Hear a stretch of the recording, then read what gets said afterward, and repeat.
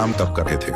तभी बाली पेड़ों को तिनकों की भांति उखाड़ते हुए हनुमान जी के पास आकर अहंकार भरे स्वर में चिल्लाकर बोलने लगा, क्या इस संसार में कोई ऐसा है जो मुझसे युद्ध कर सके? अगर किसी ने अपनी माँ का दूध पिया है तो सामने आकर मुझसे लड़े। हनुमान जी ने बहुत ही विनम्र स्वर में बाली के वीरता का सम्मान किया, पर बाली का अहंकार घटने वाला नहीं था। अंततः जब बाली ने कहा, मैं तुम्हारे प्रभु श्री राम को भी हरा सकता हूं, तब श्री राम का अपमान हनुमान जी से सहा नहीं गया। हनुमान जी ने युद्ध की चुनौती स्वीकार कर ली। युद्ध का दिन भी निश्चित हो गया। हनुमान जी को ललकारना बाली की जिंदगी की शायद सबसे बड़ी भूल थी। आखिर बाली के इतने अहंकार का रहस्य क्या था? दरअसल बाली को उसके धर्म पिता इंद्र से एक दिव्य हार प्राप्त था। यही दिव्य हार उसका असली अस्त्र था, जो किसी की भी आधी शक्ति खींच सकता था। एक बार रावण ने सोचा, मैंने तीनों लोग जीत लिए, लेकिन अभी भी मनुष्य और वानरों के हाथों मृत्यु संभव है। इसलिए उसने सोचा कि क्यों ना वानर राज बाली को युद्ध में हरा दूं, ताकि वानरों के हाथों मृत्यु का भय भी समाप्त हो जाए।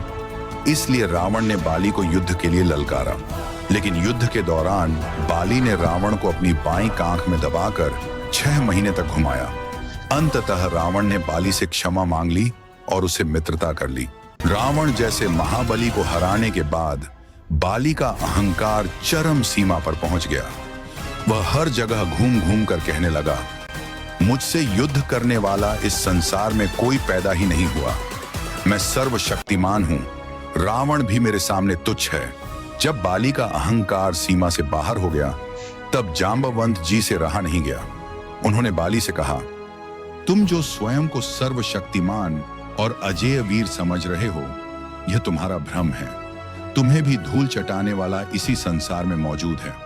बाली गरजते हुए बोला, कौन है वह? बताइए, मैं उसका भी अंत कर दूंगा।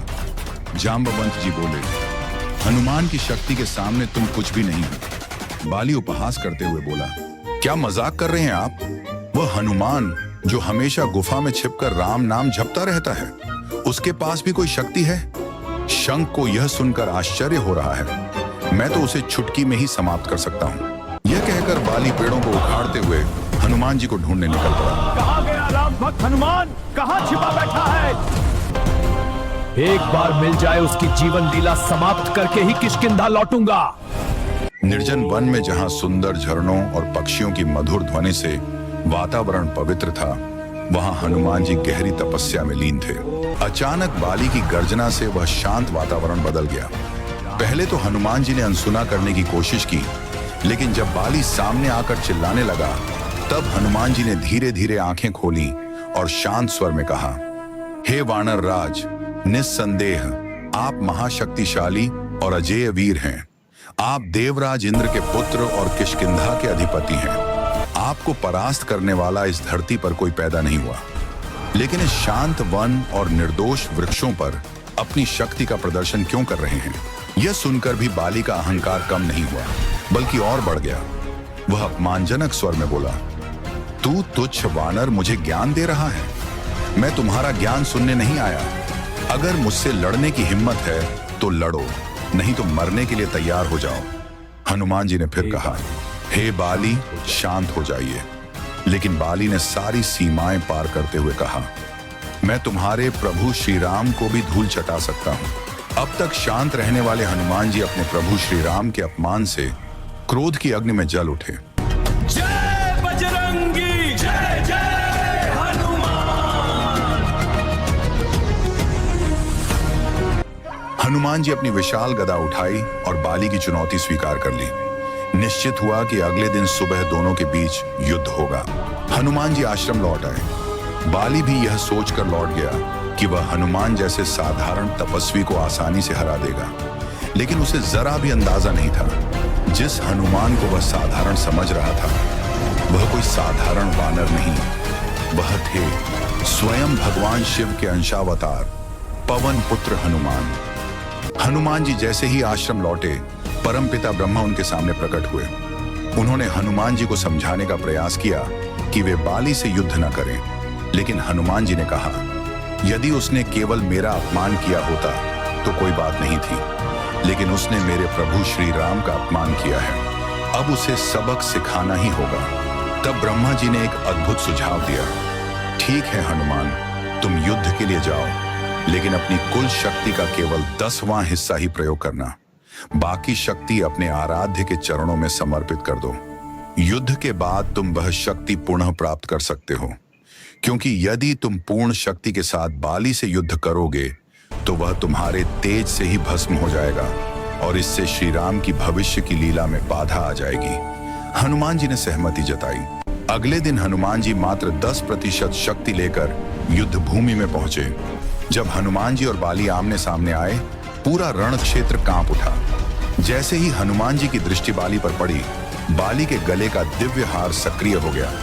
उसने हनुमान जी की 10% शक्ति का आधा यानी कुल 5% शक्ति अपने अंदर खींच ली और उसी क्षण रणभूमि की हवा तक थम गई। शक्ति के संचार से बाली के शरीर में बिजली सी दौड़ गई। उसे लगा जैसे शक्ति का सागर उसके भीतर उमड़ पड़ा हो। उसका शरीर गुब्बारे की तरह फूलने लगा। उसकी रगों में इतना तेज प्रवाह होने लगा कि लगा अभी फट जाएगा। तभी ब्रह्मा जी प्रकट हुए और बोले, यदि जीवित रहना है तो तुरंत यहां से भागो। 1000 योजन दूर जाकर ही तुम्हें राहत मिलेगी। बाली भयभीत होकर भागने लगा। भागता रहा। बहुत दूर पहुंचने के बाद ही उसे कुछ हल्का महसूस हुआ। तभी ब्रह्मा जी फिर उसके सामने प्रकट हुए और बोले, हे बाली, तुम स्वयं को संसार में सबसे शक्तिशाली समझते हो, लेकिन तुम्हारा शरीर हनुमान की शक्ति का एक छोटा सा अंश भी सहन नहीं कर पाया। हनुमान केवल 10% शक्ति लेकर आए थे और तुम्हारे वरदान के कारण उसकी भी आधी यानी 5% शक्ति ही तुम्हारे शरीर में आई और तुम उसे भी सहन नहीं कर पाए। सोचो, यदि हनुमान अपनी संपूर्ण शक्ति के साथ आते तो तुम्हारा क्या होता? यह सुनकर बाली की आंखों से अहंकार का पर्दा हट गया। वह तुरंत हनुमान जी के चरणों में गिर पड़ा और बोला, हे हनुमान जी, आप इतने शक्तिशाली होकर भी कितने विनम्र हैं।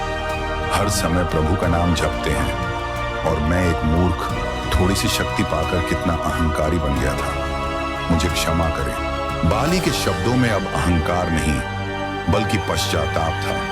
हनुमान जी ने उसे उठाया और अत्यंत करुणा भरे स्वर में कहा, हे बाली, शक्ति का अर्थ दूसरों को दबाना नहीं होता, बल्कि अपनी शक्ति को नियंत्रित करना ही सच्ची वीरता है।